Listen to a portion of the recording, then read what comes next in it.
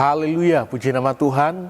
Salam jumpa lagi dalam Renungan 79 Keluarga Jemaat GPD Elsai Magelang. Tuhan memberkati kita semua. Mari sama-sama kita akan menikmati kebenaran firman Tuhan yang saat ini saya beri tema rahasia kemenangan umat Tuhan. Kita akan melihat dalam 2 Samuel 10 ayat 11 sampai ayat 12. 2 Samuel 10 ayat 11 dan ayat 12 saya baca firman Tuhan. Lalu berkatalah Yoab, jika orang Aram itu lebih kuat daripadaku, maka haruslah engkau menolong aku. Tetapi jika Bani Amon itu lebih kuat daripadamu, maka aku akan datang menolong engkau. Kuatkanlah hatimu dan marilah kita menguatkan hati untuk bangsa kita dan untuk kota-kota Allah kita. Tuhan kiranya melakukan yang baik di matanya. Bapak, Ibu, dan saudara-saudari yang diberkati Tuhan, kehidupan umat Tuhan sekarang ini sama seperti kehidupan bangsa Israel di zaman pemerintahan Raja Daud yang selalu diwarnai dengan peperangan melawan musuh-musuh yang datang menyerang.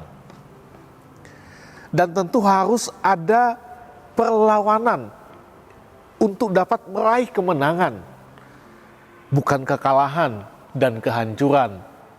Jadi harus ada perlawanan. Supaya apa? Kita nggak kalah, supaya kita nggak hancur, tetapi kita menang. Pertanyaannya, siapa musuh umat Tuhan sekarang ini yang harus kita lawan? Apakah sesama kita manusia? Kalau di zaman dulu melawan bangsa-bangsa itu musuh dari umat Tuhan, bangsa-bangsa yang tidak mengenal Tuhan yang datang menyerang, yang ingin menghancurkan. Tetapi sekarang musuh kita bukan sesama kita, karena Yesus tidak pernah membenarkan itu. Karena musuh umat Tuhan adalah kuasa kegelapan, yaitu iblis. Kita lihat dalam Efesus 6 ayat 12. Firman Tuhan bilang, karena perjuangan kita bukanlah melawan darah dan daging, tetapi melawan pemerintah-pemerintah, melawan penguasa-penguasa, melawan penghulu-penghulu dunia yang gelap ini, melawan roh-roh jahat di udara. Kalau saya perhatikan dalam salinan bahasa Indonesia masa kini, itu dikatakan seperti ini, sebab kita berjuang bukannya melawan manusia, melainkan melawan kekuatan segala setan-setan yang menguasai zaman yang jahat ini. Kita melawan kekuatan roh-roh jahat yang menguasai ruang angkasa. Jadi kita lihat hal ini menunjukkan gereja Tuhan sedang dalam peperangan rohani. Dan kita sebagai umat Tuhan, kita harus terlibat di dalam peperangan rohani ini. Gereja nggak boleh berdiam diri.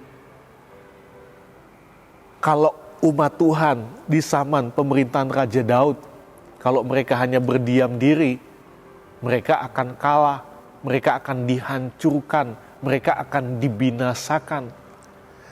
Mereka akan melawan dengan kekuatan, dengan senjata. Kita pun sebagai umat Tuhan sekarang ini, gereja Tuhan, kita harus mengadakan perlawanan. Supaya apa? Supaya kita mengalami kemenangan. Harus terlibat di dalam peperangan rohani. Jangan takut, karena sama seperti Daud dan tentara Israel meraih kemenangan dalam setiap peperangan, umat Tuhan sekarang ini pun pasti mengalami kemenangan. Apa rahasia kemenangan umat Tuhan? Yang pertama kita lihat persatuan dan kesatuan. Ayat 11, saya baca 2 Samuel 10 ayat 11. Lalu berkatalah Yoab, Jika orang Aram itu lebih kuat daripadaku, maka haruslah engkau menolong aku. Tetapi jika Bani Amon itu lebih kuat daripadamu, maka aku akan datang menolong engkau. Persatuan dan kesatuan umat Tuhan adalah hal yang sangat penting. Karena hal itu dapat menghadirkan kuasa Tuhan yang memberikan kemenangan dalam setiap peperangan. Sama seperti Yoab dan Abisai yang saling menolong. Yoab bilang kalau Bani Amon ini, orang Aram itu lebih kuat daripadaku, maka haruslah engkau menolong aku. Tetapi jika Bani Amon itu lebih kuat daripadamu, maka aku akan datang menolong engkau. Yoab bilang kepada Abisai, kepada adiknya. Jadi kita lihat saling menolong, saling menguatkan sampai kepada kemenangan. Demikian juga kita sebagai umat Tuhan sekarang ini, sebagai tubuh Kristus. 1 Korintus 12 ayat 12 bilang, karena sama seperti tubuh itu satu dan anggota-anggotanya banyak, dan segala anggota itu sekalipun banyak merupakan satu tubuh, demikian pula Kristus. Persatuan dan kesatuan adalah prinsip ilahi yang Allah kehendaki terus-menerus terjadi dalam kehidupan orang percaya sebagai umat Tuhan yang telah ditebus dengan tubuh dan darahnya yang suci. Harus terus terjalin kesatuan dan persatuan dan kesatuan dalam kehidupan kita. Umat-umat Tuhan sekarang ini, jemaat GPDL Sadai Magelang.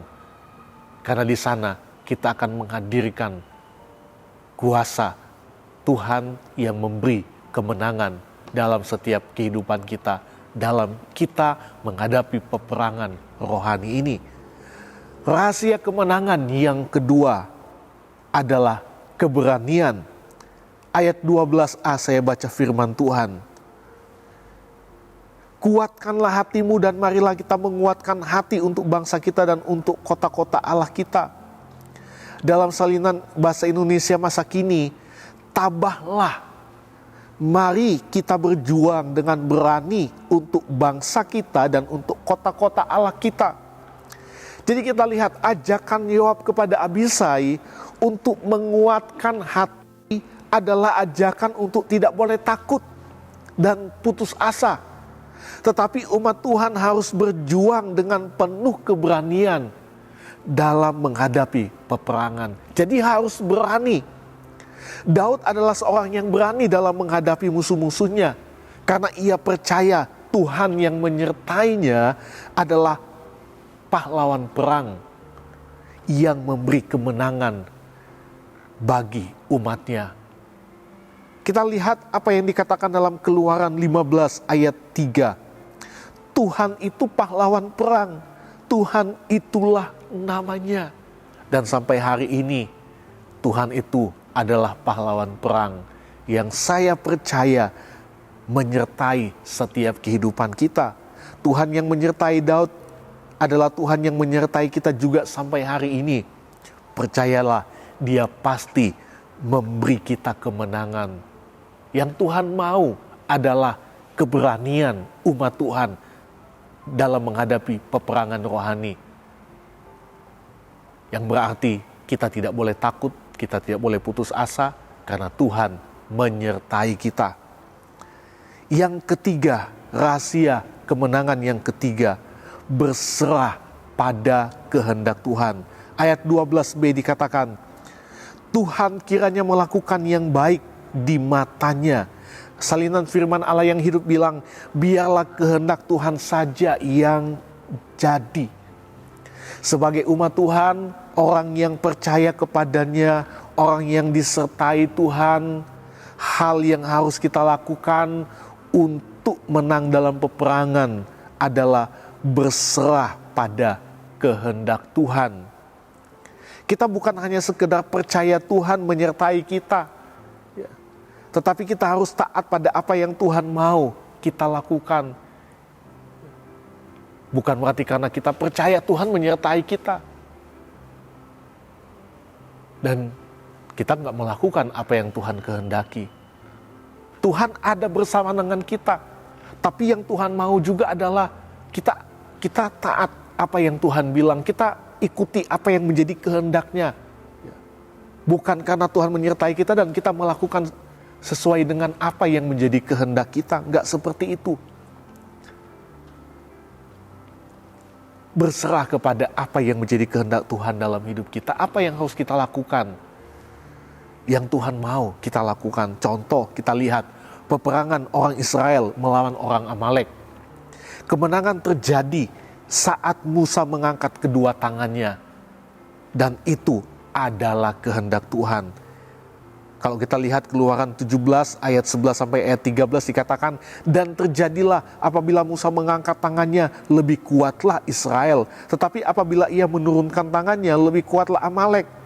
Maka penatlah tangan Musa, sebab itu mereka mengambil sebuah batu, diletakkanlah di bawahnya supaya ia duduk di atasnya. Harun dan Hur menopang kedua belah tangannya, seorang di sisi yang satu, seorang di sisi yang lain, sehingga tangannya tidak bergerak sampai matahari terbenam. Demikianlah Yosua mengalahkan Amalek dan rakyatnya dengan mata pedang. Kenapa?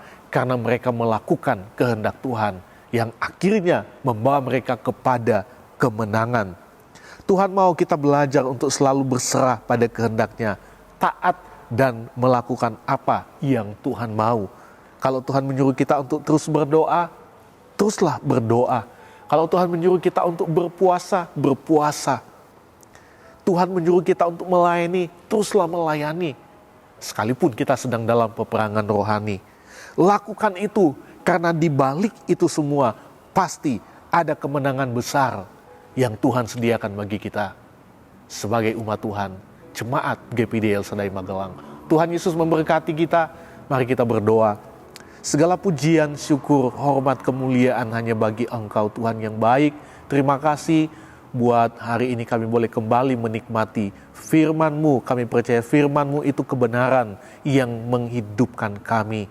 Terima kasih Tuhan, jadikan kami umat-umat Tuhan yang terus berani dalam menghadapi setiap peperangan ini. Karena kami percaya Tuhan beserta dengan kami, adalah Tuhan yang memberi kami kemenangan. Demikian juga Roh membantu keluarga jemaat GPD El Shaddai Magelang dalam kelemahan kami. Sebab kami tidak tahu bagaimana sebenarnya harus berdoa. Tetapi Roh sendiri berdoa untuk kami kepada Allah dengan keluhan-keluhan yang tidak terucapkan. Terima kasih Tuhan Yesus. Kami bersyukur, kami berdoa hanya di dalam nama Tuhan Yesus Kristus. Haleluya. Amin.